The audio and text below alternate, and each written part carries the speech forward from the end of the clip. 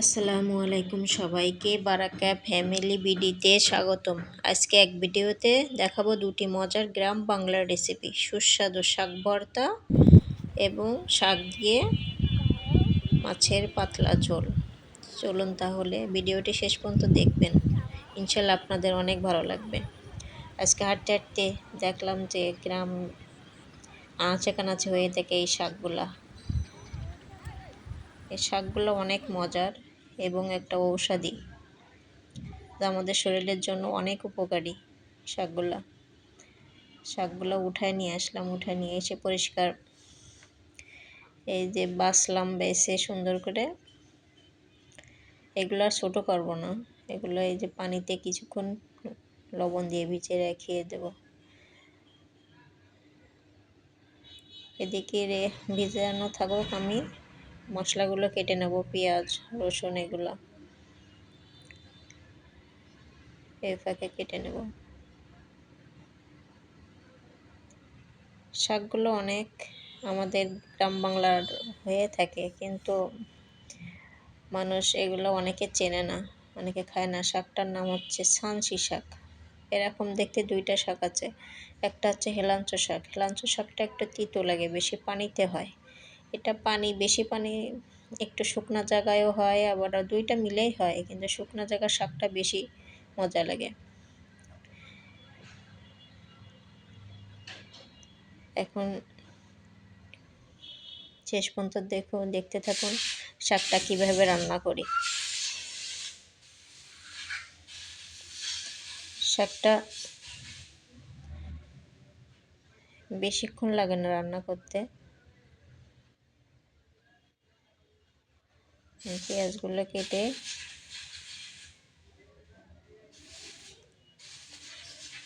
রসুনগুলো একটু থেতে করে নেব।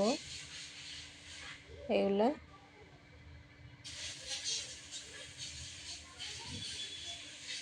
শাকগুলো এবার পানিতে একটু কড়াইতে পানিতে দিয়ে দিছি, বেশি পানি দেব না, শাকটা অল্প আঁচেই সিদ্ধ হয়ে যাবে। বাটাবাটি করব না, নাড়তে নাড়তে একদম বাটার মতন হয়ে যাবে আর কি। একটু লবণ দিয়ে পানির সিদ্ধ ফুটানো পানির ভিতরে দিয়ে দিলাম শাকগুলা।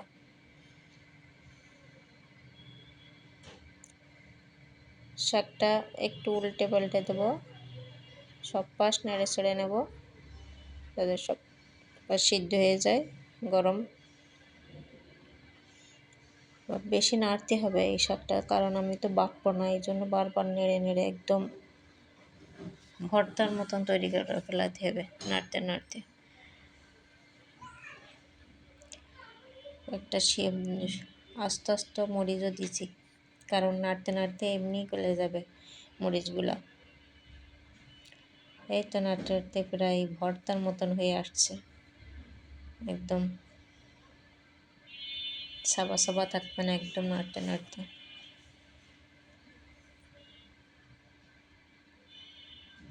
সুন্দর করে নেড়ে নেব। এই তো এবার উঠে নিলাম। এবার আমি কড়াইতে তেল দিয়ে আমি যে পেঁয়াজ রসুনগুলো কাটছি ওগুলো দিয়ে একটু লাল লাল করে ভেজে নেবো। আরও কয়েকটা কাঁচামরিচ দেবো, আবার এর ভিতরে একটু জিরা গুঁড়াও দিলাম,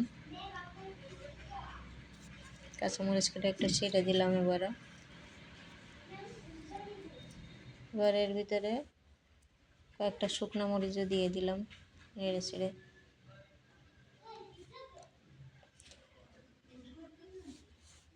একটু ভালোভাবে নেড়ে নেবো যাতে মরিচটাও একটু শক্ত আসে। এবার শাকটা দিয়ে দেবো, শাকটা সুন্দরভাবে আবার ওর সাথে মিক্সড করে ফেলাই দেবো, সুন্দর করে নেড়ে ছেড়ে সব। এই তো আমার শাক ভর্তা হয়ে গেছে লেবু। এবার আমার দ্বিতীয় রান্নাটা শুরু করব।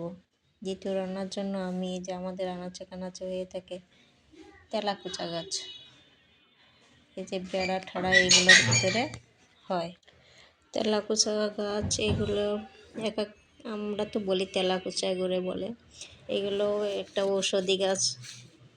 এগুলো বেটে নেব, এগুলো একটু পেস্ট করে নেব আর কি। পেস্ট করে শিং মাছ দিয়ে কষা কষা রান্না করব, তেল ঝোল আর কি। শিং মাছগুলো কেটে আগে পরিষ্কার করে নিয়েছি। এবারে আমি কড়াইতে তেল দেব, তেল দিয়ে মশলাগুলো সুন্দর করে কষায় নেব। মশলা পেঁয়াজ রসুন এগুলো দিয়ে দেবো, দিয়ে সুন্দর করে মাছ ভুনার মতন আর কি কষানো হবে।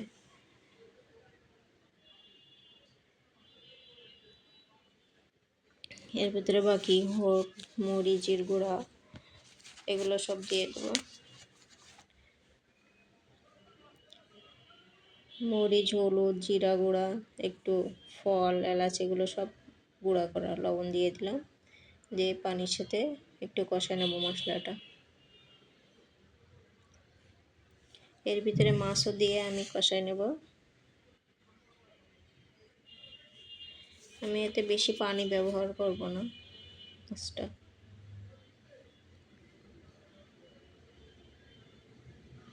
সুন্দর করে কষাই নেব।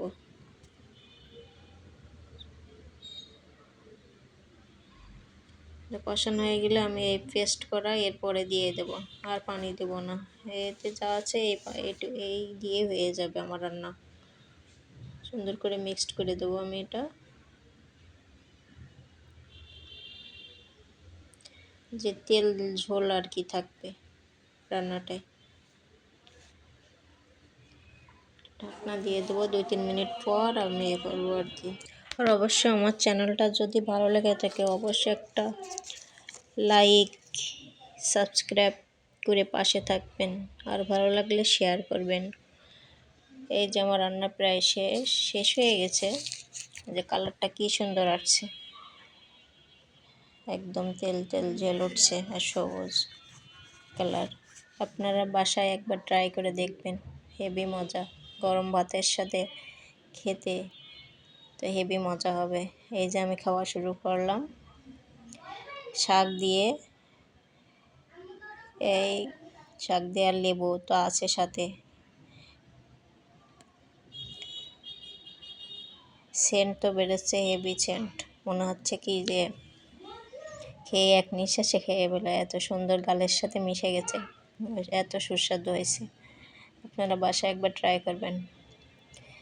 2-একটা তরকারি এত মজা হয়েছে তা বলার বাইরে, অনেক মজা হয়েছে। এক নিমেষে সব খাওয়া শেষ।